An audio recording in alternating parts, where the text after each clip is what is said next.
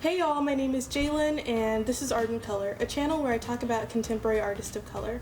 As you can see, today we are in a new location and actually we're just across the room. I'm trying to do something different and have better audio, so let me know if it's working. Today we're going to talk about an artist I love, Cheyenne Julien, who is a painter who explores living and working in the Bronx through fabulous gestural works. I've also worn this scarf that has some of her art on it, which I'll bring back later. I'll talk about it later. Before we get into it, please subscribe to my channel so you can get notified every single time I post a video. It's really great for me and I get to make more videos just like this one. Now on to the art. Cheyenne Julien, who was born in 1994, currently lives and works in the Bronx and received her BFA in painting at the Rhode Island School of Design in 2016. Julien's art tends towards vibrant, celebratory depictions of figures living in the Bronx.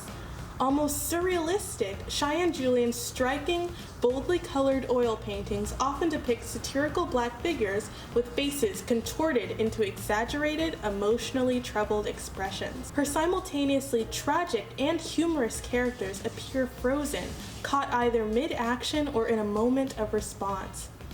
Given the tightly cropped nature of her compositions that provide few visual context clues, viewers of her works must create their own narratives within Julien's dreamlike world.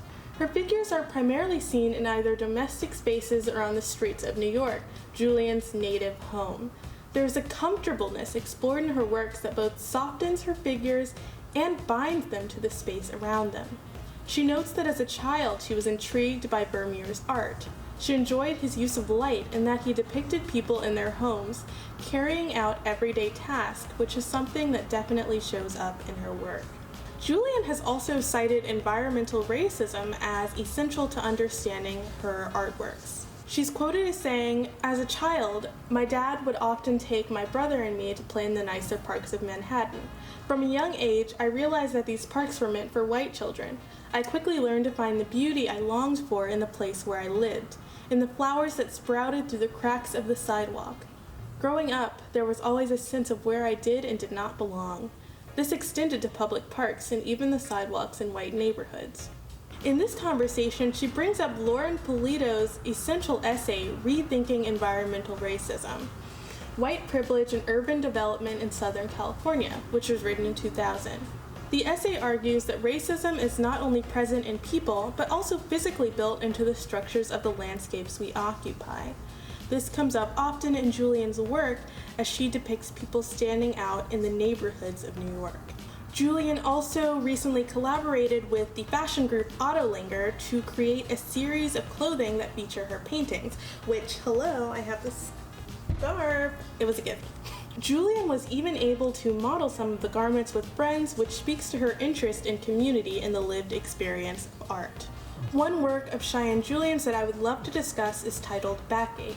Created in 2017, Backache is one of several Julien works that directly references a classical European painting. The reference here is Dead Christ by Mantegna, which was created in 1480.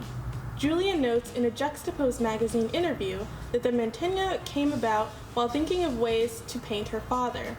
At the time, he was having a lot of back problems and was bedridden. She liked the way that the painting, Dead Christ, brought the viewer right to the foot of the bed so that you could see the original figure, Jesus, and his scars. Replacing Jesus with her father felt symbolic to her. The mourners beside him in her painting are replaced with her mother's hands carrying melted ice. Cheyenne Julien has had solo as well as group shows in art spaces such as Chapter New York, Smart Objects, and American Medium. As always, I'll provide some links below so you can learn more about her art and even explore some of her more recent paintings. The question of the day is, what is your favorite portrait right now? It can be a painting or photograph, anything. I will go first and say that I am personally obsessed with this portrait, untitled, parentheses, Two Girls Embracing, by the photographer Tyler Mitchell. I just think the contrast of colors is so gorgeous, and he's definitely an artist that I've had my eye on for a long time. Just an incredible photographer. Please leave your comments below so we can all learn about new portraits or really interesting portraits from each other. If you enjoyed this video, please give it a thumbs up, and if you learned something new, share it with a friend. Until next time, thank you so much for watching. Goodbye!